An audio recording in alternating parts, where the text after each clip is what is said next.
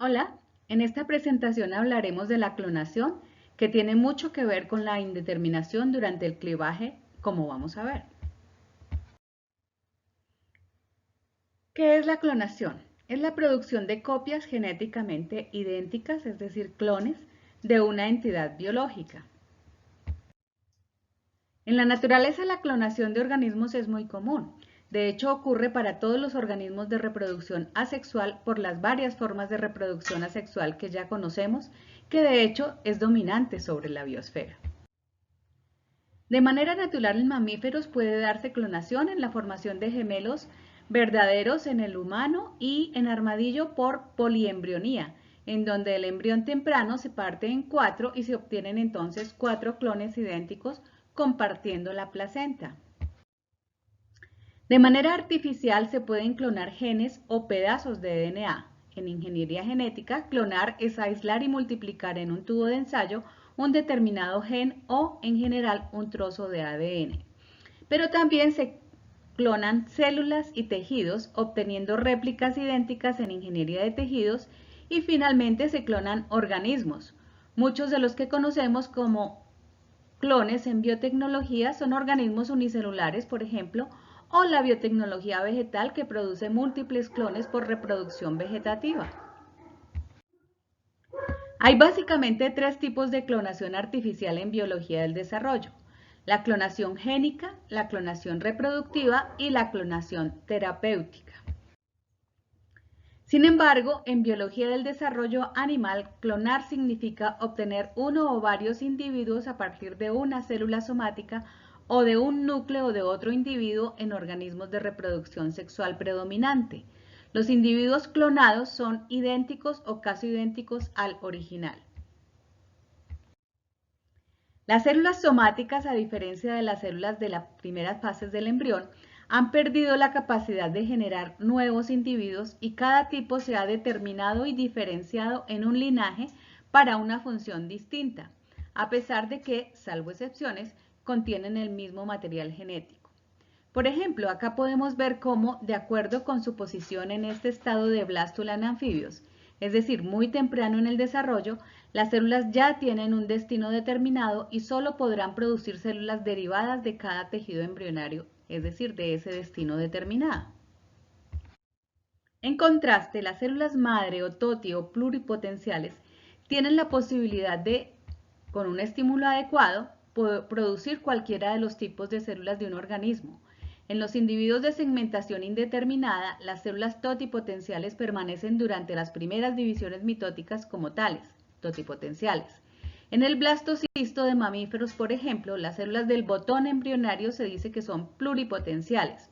Totipotenciales serían el cigoto y las células hasta antes de la mórula. La clonación artificial de organismos de reproducción sexual empezó a mediados del siglo pasado con la obtención de series de la rana modelo Rana pipiens. Los investigadores tomaron células somáticas de una blástula de la misma especie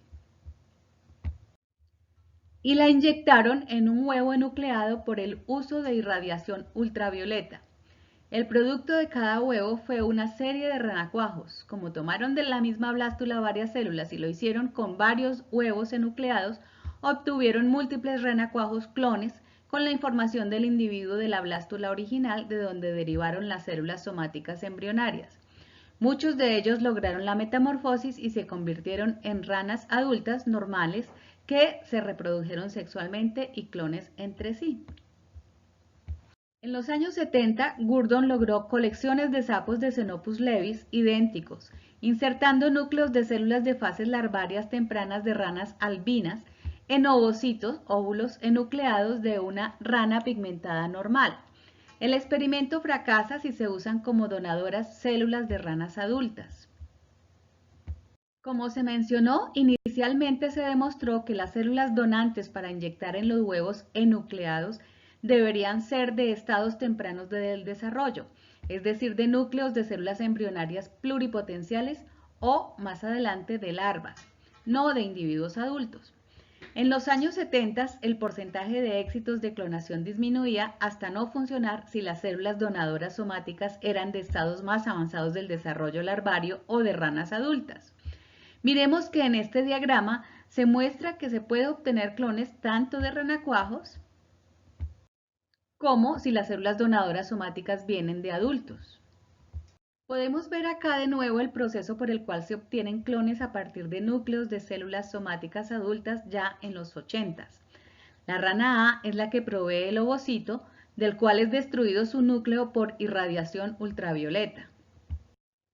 La rana B es la que provee una de sus células somáticas diferenciadas, en este caso, células de la piel. Esta célula de la piel es implantada en el ovocito enucleado de la rana A. El desarrollo de este huevo se induce por un pequeño choque eléctrico y se deriva entonces en un renacuajo que es el clon asincrónico de la rana B. Desde entonces se vienen obteniendo mamíferos clonados a partir de células embrionarias muy tempranas, que aún no se han diferenciado. Así, la clonación se viene haciendo desde hace más de 50 años y en mamíferos extensivamente en ganado. Hay 3 técnicas que fueron desarrollando con el tiempo. La más antigua, en los años 80, es la partición de los embriones. En la clonación por partición embrionaria se toman células de un embrión temprano. Cualquiera de las 8 primeras células, es decir, en el estado de mórula, pueden originar un nuevo organismo. Si este embrión se dejara desarrollar, el resultado sería esta oveja. Las células del embrión temprano se separan y se estimulan para que desarrollen más divisiones mitóticas y entonces se formen embriones idénticos, pero derivados de las primeras 8 células embrionarias de la mórula original. Estos embriones se implantan en hembras sustitutas que prestan su útero para el desarrollo de los embriones. La gestación exitosa produce entonces 4 clones idénticos entre sí e idénticos a la oveja que se desarrollaría si se hubiera dejado desarrollar la mórula original. Este método de clonación es muy limitado por el hecho de que el embrión utilizado originalmente se forma aleatoriamente a través de la reproducción sexual y por tanto las características genéticas específicas de los clones resultantes aún no se conocen. Por supuesto, el cruce se controla artificialmente buscando los mejores genes paternos y maternos para obtener una mórula con características teóricas ideales. Por ejemplo, mayor producción de carne, de leche, lana, etc. Igual el resultado son clones derivados de reproducción sexual original. El mismo concepto de los gemelos idénticos, solo que manipulados por el hombre. Entonces, el resultado son individuos semejantes entre sí, pero diferentes de sus padres. Por supuesto que estas técnicas son dispendiosas y costosas, requieren de personal técnico entrenado, el control reproductivo de la hembra que dona los embriones o los ovocitos si se hace por fertilización in vitro, el control de las hembras sustitutas en sus propios ciclos reproductivos, que no haya rechazo de los embriones implantados, etc. Por lo tanto, se justifica solo si hay beneficios. ¿Para qué se hace entonces? Primero que todo, se ha desarrollado para conocer, para hacer investigación básica. También permite mejorar la fertilidad de individuos de valor comercial que tienen pobre estimulación ovárica o para tener clones de individuos en teoría que tienen los mejores genes que representen características comerciales importantes. Se pueden asimismo obtener clones separados en el tiempo. Los embriones en blastocistos se pueden congelar y mantener por años así. Luego se implantan en nuevas madres sustitutas y entonces puede haber clones con años de diferencia. En la transferencia nuclear, que es el otro método, que era lo que hacían los que trabajaban con ranas desde los años 50, hay transferencia de núcleos procedentes de blastómeros embrionarios o de células fetales en cultivo a óvulos no fertilizados, los cuales se separan, se inyectan a ovocitos enucleados. Para enuclear los ovocitos, primero los toman de los ovarios de un espécimen sano. Al ovocito se le retira la zona pelúcida, el primer cuerpo polar y el DNA del citoplasma, es decir, se enuclea. Este citoplasma de célula huevo es al que se fusiona por electrofusión la célula separada del embrión temprano. El cigoto así construido se deja desarrollar hasta blastocisto y se implanta en una hembra sustituta para que desarrolle la gestación, se dé el desarrollo del nuevo individuo clon del embrión donador. Las células del embrión reconstruido pueden ser usadas nuevamente a manera de reciclaje para hacer el procedimiento muchas veces, así como para partir el embrión resultante e implantarlo en múltiples hembras sustitutas. Sin embargo, se sabe que con más manipulación embrionaria disminuye el éxito en el desarrollo. Adicionalmente, y como con la partición embrionaria, se está empezando de una blástula a la que no se le conocen ciertamente cuáles características fenotípicas desarrollarán los clones. Por lo tanto, en julio de 1996 nació Dolly. El procedimiento en esencia es exactamente el mismo que acabamos de ver, con la diferencia de que la célula donante no fue embrionaria, sino una célula de una oveja adulta. Específicamente, y para el éxito de Dolly, salió de la glándula mamaria de la oveja donadora. A esta oveja donadora se le conocían sus características fenotípicas ideales para clonar y por tanto se constituía en un éxito porque ya se sabía cómo iba a ser el fenotipo de los clones. El 27 de febrero de 1997, Nature publicaba el informe sobre la primera clonación de un mamífero a partir del núcleo de una célula adulta de otro individuo. La presentación en sociedad de la oveja Dolly. Uno de los videos complementarios muestra claramente el desarrollo de esta historia. Pero ¿y cómo lo lograron? Imitando al espermatozoide, que es una célula diferenciada. En la fertilización, cuando entra el espermatozoide, este se encuentra en la fase G0, porque no está en el ciclo celular, sino está detenido. Cuando las células no están reproduciéndose en el ciclo G1, hay una detención. Se llama fase G0 esa detención. Por otro lado, el ovocito está en la segunda metafase meiótica M2. En la fertilización, una vez entra el núcleo del espermatozoide a la célula huevo, este se descondensa y se sincronizan ambos ciclos celulares, el de la célula huevo y del de espermatozoide entrante, ingresando al mismo tiempo a la fase S de la síntesis del ADN cuando son pronúcleos. Entonces se requieren dos células, una donadora del núcleo usualmente diferenciada, pero en fase G0 y un ovocito. Eso fue lo que hicieron, inducir que la célula somática entrara a G0. Básicamente lo que hicieron fue inducir a la célula somática donadora a permanecer en estado de G0. Las extraen en cultivo, les restringen los nutrientes. Al no tener nutrientes, las células entran en estado de G0 y en ese estado es que la fusionan con el ovocito enucleado. El resto del procedimiento es igual al ya observado. Entonces, solo en este estado el ovocito acepta el núcleo donador. Este procedimiento permite sincronizar los ciclos celulares entre la célula donadora y la célula huevo. La célula huevo debe estar sin fertilizar, se enuclea, se coloca el núcleo de la célula adulta no gamética y se activa el desarrollo mediante un pulso eléctrico pequeño. El embrión es implantado en un útero y un clon del animal que donó el núcleo entonces es obtenido. Cabe destacar que cada uno de los pasos para la transferencia nuclear requiere de micromanipulación. Acá podemos ver el procedimiento de inserción de la célula somática donadora del núcleo. El tamaño de la célula huevo envuelta en su zona pelúcida es muchísimo mayor que el de la célula donadora. La célula donadora se inyecta dentro de la célula huevo. Luego de la inyección de la célula donadora se activa el desarrollo mediante un pulso eléctrico o químico. Entonces podemos tener clonación por transferencia nuclear, no solo a partir de células embrionarias o fetales, sino a partir de individuos adultos también. Y por tanto, el experimento con Dolly es importante porque probó que es posible clonar animales adultos. Así, al menos bajo determinadas circunstancias, es posible reprogramar el material genético nuclear de una célula diferenciada, es decir, volver a poner a cero su reloj, de modo que se comporta como el de un cigoto. El éxito en Dolly fue de 1 por cada 277 intentos, entonces no es comercialmente exitoso. Posteriormente surgió la técnica de Honolulu en 1998. Investigadores en Hawái con embriones en ratón obtuvieron un éxito mayor de 1 en 100 intentos.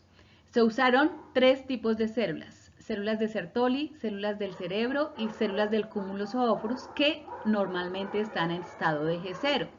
Las de Sertoli y las células del cerebro permanecen naturalmente en el estado de G0 y las células del cúmulo casi siempre están en G0 o estado G1 temprano.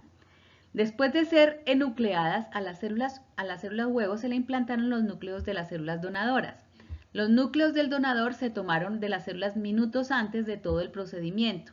No se hicieron cultivos celulares como en el proceso que creaba a Dolly. Se han logrado clones de clones y además se han obtenido reproducciones normales de los clones. Se ha implementado esta técnica para obtener clones de especies vulnerables silvestres con base en ovocitos de especies domésticas cercanas. Veamos. En el caso de especies silvestres vulnerables, se ha estado utilizando con poco éxito esta técnica de Honolulu. La idea es que se tome de un individuo adulto una célula o un tejido que no se reproduzca. Puede buscarse tener machos y hembras, así que los donadores pueden ser de ambos sexos. Una especie doméstica afín dona el ovocito y la transferencia nuclear permite obtener un embrión que se implanta en una madre sustituta de la especie doméstica. Al nacer el clon de la especie vulnerable, debería poder ampliar el número de ejemplares de las especies vulnerables, pero no su variabilidad genética. Por lo tanto, su éxito real a nivel biológico es discutible. Particularmente para gatos silvestres, la experta mundial que trabaja en New Orleans es la colombiana Marta Gómez, que está trabajando en rescatar por clonación especies amenazadas usando gatos domésticos como fuente de ovocitos y de madres sustitutas. Lo ha logrado. Este tipo de estudios recibe usualmente mucho dinero y por eso se puede financiar, pero biológicamente no tiene mucho sentido que no sea por el conocimiento mismo de que se obtiene el lograrlo. El dogma de la necesidad de usar células quiescentes o que estén paradas en G0 como donantes se tambaleó, ya que el grupo de los escoceses que produjeron a Dolly logró obtener 5 cerdos clónicos mediante el procedimiento de doble transferencia nuclear, a partir de células no quiescentes en el año 2000. Hasta ahora no todas las células somáticas son susceptibles de poder usarse como donantes de núcleos para la clonación. Se desconoce si se trata de un problema biológico o meramente técnico. Si es biológico, investigar qué factor hace que algunas células donantes sean reprogramables y otras no, y cuál es la naturaleza de la reprogramación, activación o represión genética, qué es lo que reprograma las células donadoras, es el ovocito.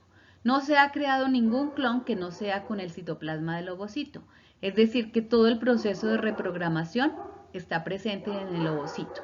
Entonces, ¿cómo se hace la doble transferencia nuclear?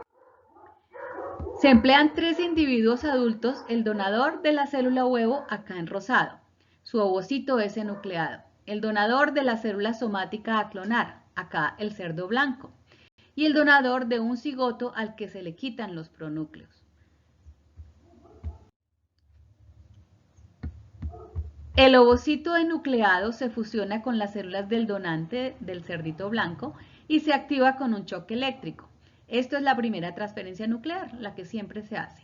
La activación hace que se activen genes en el núcleo de la célula donadora.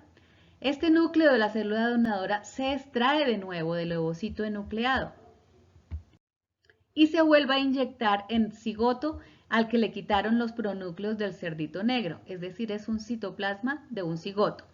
Acá está la segunda transferencia nuclear. Entonces el citoplasma del cigoto es el que realmente permite la reprogramación de las células somáticas que no estén sincronizadas en sus ciclos celulares. Teóricamente la clonación en mamíferos se ha podido con unas tasas de éxito muy malas para ser comercialmente justificables, pero como verán en los videos complementarios se sigue haciendo por razones más que de capricho y vanidad humana que otras cosas, por ejemplo para clonar las mascotas. Pero veamos si hay y cómo es la clonación reproductiva en humanos. Esto por supuesto ha despertado gran interés periodístico. Esta es una imagen de un periódico local que mostraba los pasos para clonar un ser humano a finales de los 90, donde daban por hecho que se podía hacer e incluso pensaban en ejércitos de clones, lo que ha dado mucho para las lecturas y películas de ciencia ficción. Una de las primeras películas que usó esta posibilidad fue esta película vieja, Los niños de Brasil. En ella se clonaba a Hitler y se implantaban los embriones en madres de todo el mundo. Imagínense el resto de la película o cuando la tengan pueden verla. Obviamente es ciencia ficción. ¿Por qué? Porque clonar humanos en realidad no es fácil. El 21 de noviembre del 2001, la empresa ACT de Robert Lanza, Michael West, en una publicación, comunicó que había podido lograr la primera clonación de un embrión humano por transferencia nuclear. Muy debatido científicamente, eran 57 óvulos maduros que habían logrado conectar de 7 mujeres diferentes. Solo 6 se dividieron hasta 4 o 6 células y no progresaron. Solo algunos científicos, el doctor Davos en Estados Unidos y el doctor Antonori en Italia, se han mostrado partidarios de obtener seres humanos adultos por clonación, a pesar de las duras críticas recibidas desde todos los ámbitos. No han podido hacer ningún niño clonado hasta ahora. Ambos hacen fertilización in vitro, así que podrían lograrlo, pero hasta el momento no se ha aprobado. Por otro lado, en Estados Unidos, una secta liderada por Rael planea clonar al Mesías, que es un niño de 10 meses muerto prematuramente y crioconservado hace años, y afirman haber recaudado ya suficientes fondos para empezar a clonar seres humanos. Pueden ver detalles de toda esta historia en el video complementario que está en el Moodle sobre este tema. ¿Y entonces por qué sí ha sido relativamente fácil en otros mamíferos, pero en humanos no? Se piensa en dos razones. Desde una perspectiva técnica, la clonación de humanos y otros primates es más difícil que en otros mamíferos. La razón es que dos proteínas del uso mitótico esenciales para la división celular se encuentran muy cerca de los cromosomas en los huevos de primates. En consecuencia, la eliminación del núcleo del ovocito también elimina las proteínas del uso, lo que interfiere con la división celular. Recordemos que en el humano la herencia centriolar depende de las proteínas del uso femenino, a diferencia de la mayoría de los animales. También algunos tintes y la luz ultravioleta utilizada para eliminar el núcleo del huevo pueden dañar la célula huevo de los primates y evitar que crezca.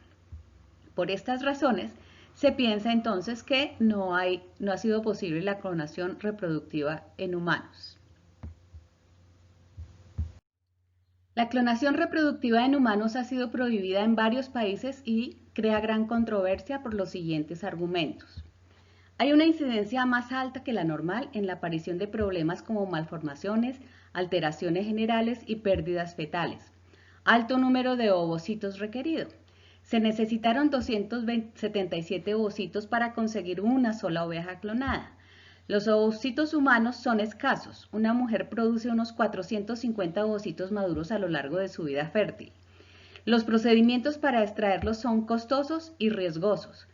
Debe haber un tratamiento hormonal de inducción de maduración de ovocitos, además de técnicas de paracentesis, que es una punción intraabdominal para la aspiración de los ovocitos maduros del ovario. La posibilidad de alteraciones o enfermedades en los clones, daño genético. ¿Qué edad genética tendría el clon? ¿Corresponde con la edad de la célula donante? Los datos actuales parecen indicar que la transferencia nuclear no revierte la edad genética. Problemas éticos y legales. Por ejemplo, cada uno tiene derecho a su propia identidad. De otro lado, ¿de quién sería el hijo? Puede haber abuso de los niños clonados y aún así no hay abuso, no se sabe de las consecuencias psicológicas sobre el niño. Pero lo más importante, ¿para qué queremos crear clones humanos? No hay un fundamento real que lo responda. Bueno, con esto terminamos esta clase. La siguiente vamos a hablar de la clonación terapéutica.